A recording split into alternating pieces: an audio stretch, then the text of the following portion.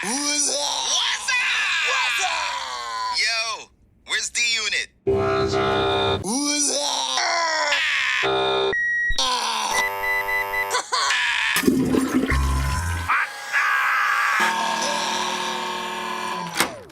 And my guess is... Hi, everybody. I'm Loren Molloy. That's right, Loren Molloy. Nice to see you all. Thank you for letting me be here with you. No, thank you. So, we are here talking about The Devil's Lettuce, the film that you are Yes. going to make. And I am intrigued.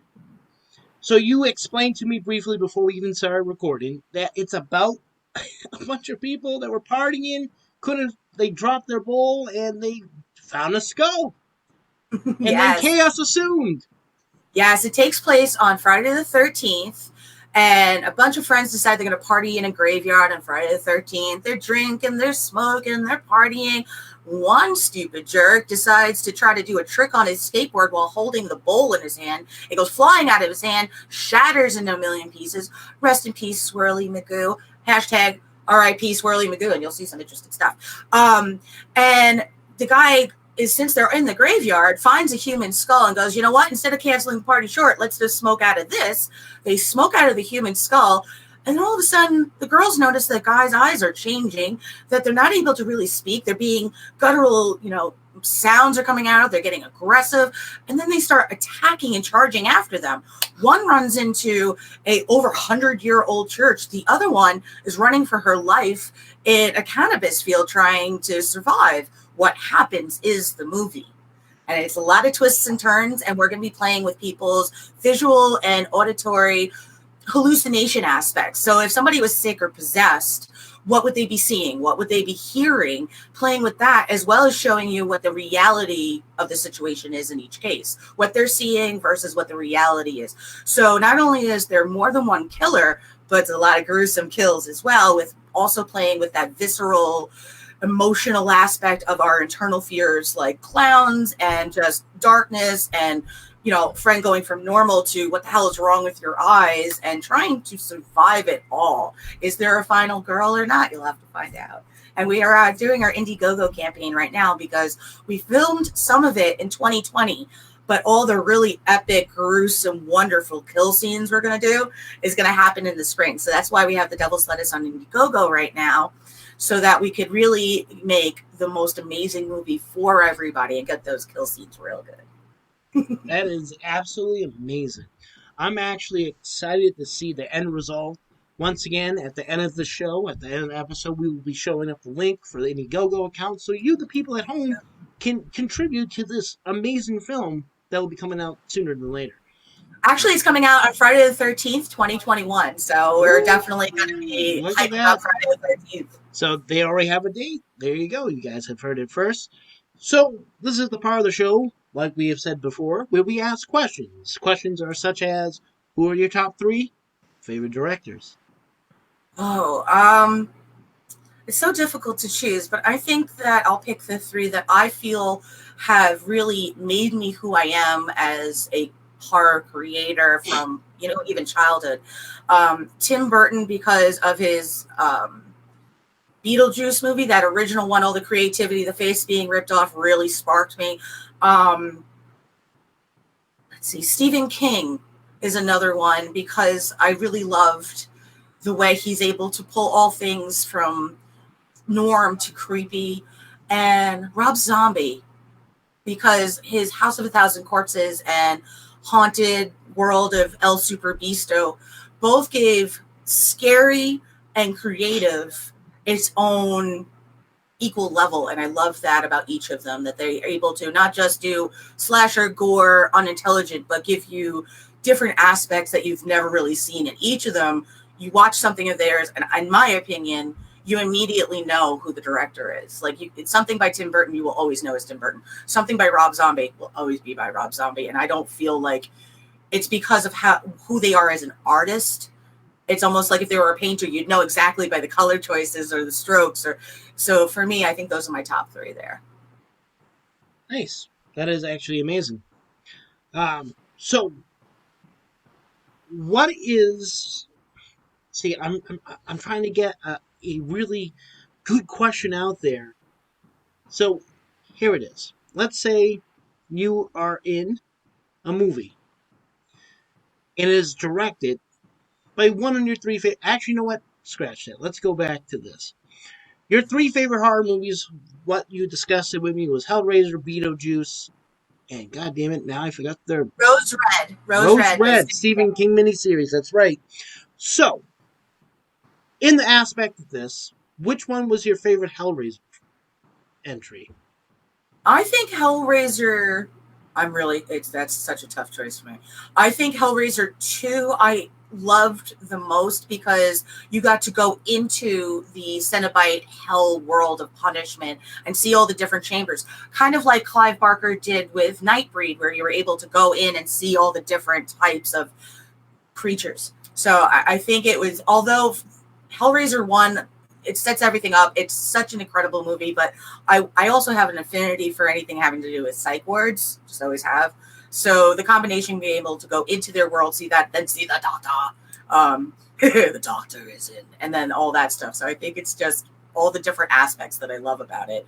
But Hellraiser 1's definitely awesome too. So the Hellraiser movies, I actually own all of them, minus the last two newest entries. So as I was watching the continuation after the Bloodline, which by the way is essentially it seems like Event Horizon essentially stole that and just did a better version of fucking Bloodline. They were like, wow, we can make that better. It just seems like it when you watch it and then you compare the two, and you're like, that's what Hellraiser should have been. Like, realistically, the way I don't know if you ever watched Event Horizon with Sam Neill and whatnot. Yes, a long time ago, but yeah. Okay, so the way they did that film, and looking back at Bloodline, that's how Bloodline should have been filmed. I think some of the later Hellraiser ones I'm not a fan of at all. I really kind of stop after. I actually liked, sadly to say, I actually liked Deader. I thought Deader was pretty good. And it was more of the fact of it was Pinhead was there, but he wasn't there, and it was more of a mysterious element to it. You seen the Cenobites here and there, gave hints that it was something, and then the big plot twist at the end was pretty good, and then after that, the newer ones just sucked in. Now, Rob Zombie. I'm a huge Rob Zombie fan. I love his music. I do like his films. My least favorite's Lord of Salem. I just, for whatever reason, I could not get into it. But I liked all his other films. Halloween 2 ruined it for me. Yeah. Unicorn. So to essentially, crack a joke about Halloween 2, me and a coworker decided we'll go hide to go watch Halloween 2 because we watched the first one high as hell. We go to see Halloween 2, and I'm like, holy God, like I probably shouldn't have went fucking high because it is one badass LSD trip, and I was so livid. Yeah. And then I went back to see it sober, and I was still livid. It was You're like better or worse? Like, how can you ruin this? Like, because I liked his take on Halloween, regardless that he is slightly a hypocrite. Because if you watch any of his previous interviews, he said how he despised remakes. And he ends up doing it. Yeah. Which, by the way, I do like the fact that, we can talk about multiple subjects and still have an aspect of some concept of who we are as, like, individuals, a filmmaker and whatnot. Which this is probably going to make the episode because it's actually pretty good conversation. Like, this is the whole point of my talk show, is it's supposed to be organic, too. It's supposed to, the conversation between you and me have to be organic and whatnot and so forth. Yeah. Who wants to watch something where it's static and you're like, oh, they rehearsed this? That's such a bullshit. Oh, exactly. Exactly.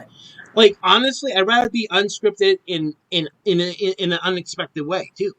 Oh, yeah. Like, the concept of the Devil's Lettuce, by the way, is freaking amazing. I like the fact it's based off an actual crime in Texas.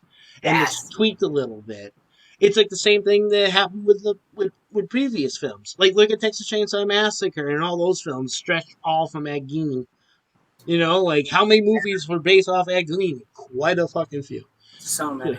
So, Which is cool. once again, going back to this, I mean, obviously you filmed another project too that you were telling me about.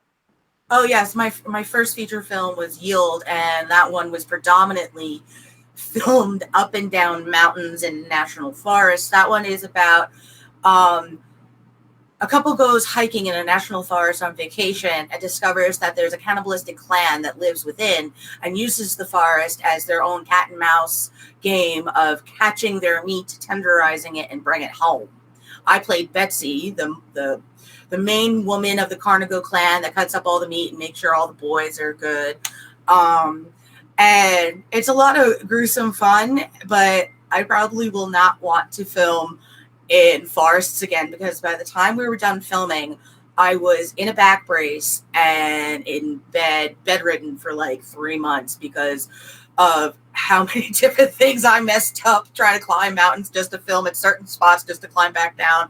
But it was worth it because we even found this amazing little cabin where like the Carnival clan lives, you know, and we had 2 young girls that played like the little girls of the Carnigo clan that had a whole scene where had all these really creepy dolls and stuff. So you could actually find Yield on Vimeo, I think is how you say it, Vimeo. Yep. Just look up Yield 2020 and you can stream it. I think it's rented for like $1.99 because I'm not trying to take anybody's money. I just want you to see what we were able to put together for the very first feature film ever. And I'm making a Yield 2.